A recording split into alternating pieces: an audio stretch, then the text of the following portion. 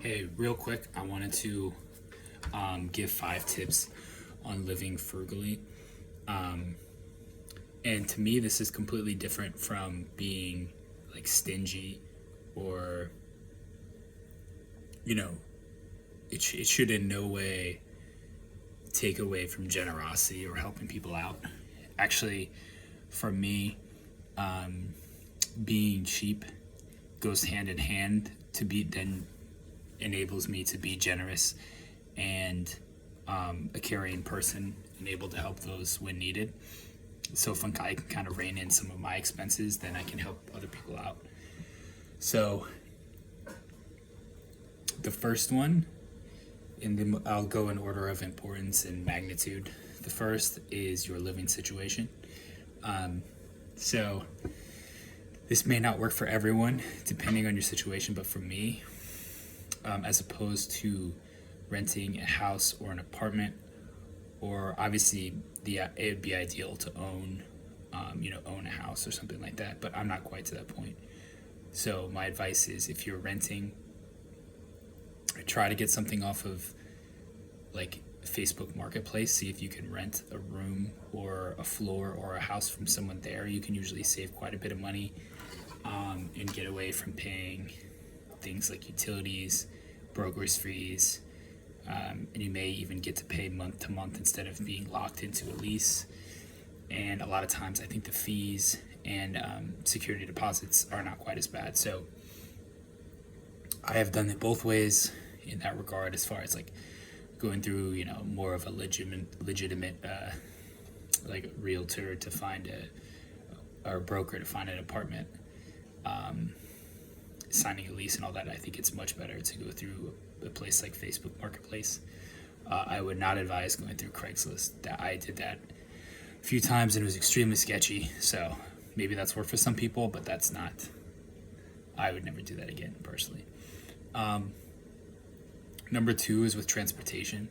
So for me, I have bought one car in my life, and it was from a used dealership, and I've had it now for almost 7 years. I bought it, I'll just say, for under $10,000. It was pretty cheap, and I've gotten 7 years out of it, and it is still booking and cooking. So I'm looking for cars. I do like how it looks, and I like it a lot. Pretty much everything about it. But I'm looking for a car that's going to last and not have a lot of repairs. So for me, Hondas have been well. I know Toyotas are good for that, and some of those other manufacturers in that area do a great job. But that's what's worked for me. So I would definitely advise that. And then obviously if you're buying an older car, you're saving money on purchase price. If you're getting a car that's reliable, you're saving money on maintenance. A lot of the parts are a lot cheaper. So even if you're not doing any of the work yourself, you're saving money on the parts. If you have, a really nice Beamer or a Ferrari, like, you're going to be paying a ton of money even just for things like tires and oil changes. So and obviously those dealerships are going to rip you the heck off, right?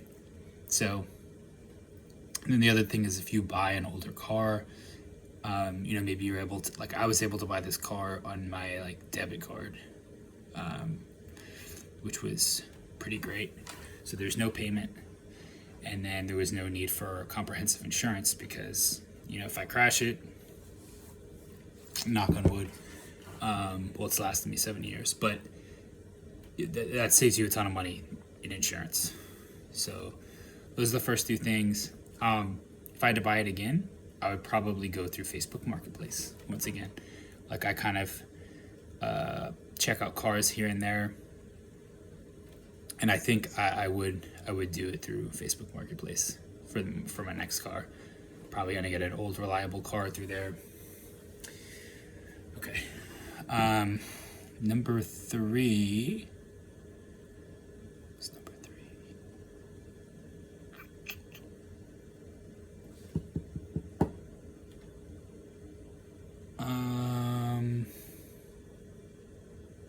Dang it, I don't remember. Okay, I'll skip to number 4. So number 4 for me, and maybe this is obvious, but I've actually cut my own hair for and now I remember number 3. Number 4 is that I have been cutting my own hair for about 6 years. 6.5 years, I think. So I've not been to a barber in 6.5 years. And for some people, I mean, it may or may not be feasible depending on what you're going for. I always just like my hair really short, so it was never a problem. I was pretty much paying them to buzz my head anyway. But I've actually ventured out quite a bit. Like, I spend a lot more time. I've gotten more skilled over the years, and I really, really enjoy it. It's like therapeutic and kind of like art for me. So I grew to like it. It saved. It started out as just why am I paying someone to just shave my head? So I would just shave my head, and then I would like, oh, maybe we can get this to work, that to work. So that's been fun. All right, what number 3 was supposed to be, so that was number 4. Number 3, in order of magnitude, was supposed to be car repairs, which kind of like the hair.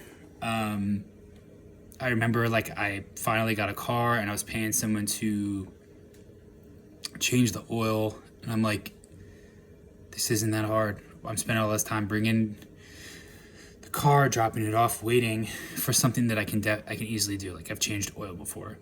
So I started doing that, and then eventually started doing the brakes, and at this point, doing the vast majority of things, from all the fluids to the cooling system, all the suspension, and yeah, pretty many anything that goes wrong, I will do what I can to try to fix it, and I'm staying on top of the maintenance. So that definitely saves a ton of money, and it kind of goes hand in hand with number 2, which is when you have an older car.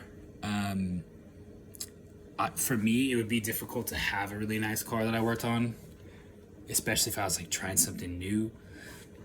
I'd be worried about like breaking it or whatever, but with mine, that's never been a huge consideration. It's like, it's a pretty old car. I'm very careful, and I really try to make sure I know what I'm doing.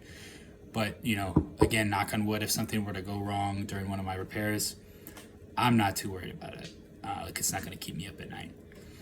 Okay, number 5 is, I guess, be mindful of the type of hobbies that you have. So I have tons of hobbies. I do things that cost money. I play golf. I pay a decent amount of money for a gym membership. I go out to bars and stuff like that. So just a few examples. But I guess the thing is to like be mindful of the hobbies that you have. Like, is this something that's sustainable? Because you don't want to be, getting into things that you're not going to be able to keep up with. Like, going out on boats and owning a boat, and I guess, I don't know, things like that. Like that was kind of the one example that came to mind, is like trying to keep up with the Joneses by owning a boat, or I guess getting into luxury cars or something like that. For me, a lot of the stuff I do is relatively cheap, like reading, or they're actually kind of cost savings in a way. Like when I think about my hobbies, it's like reading. Working on my car is one of them. So that's already something, it's a hobby and it saves money.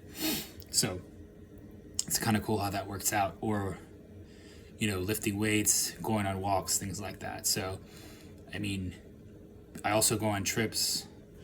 I've been out of the country plenty of times.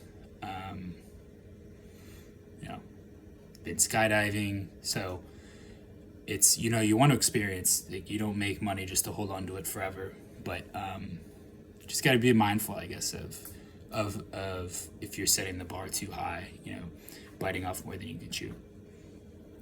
So, kind of a bonus one I'll give you. I actually didn't do this on purpose, but I saw I was wearing this watch, which people think is like a Rolex. It's definitely not a Rolex.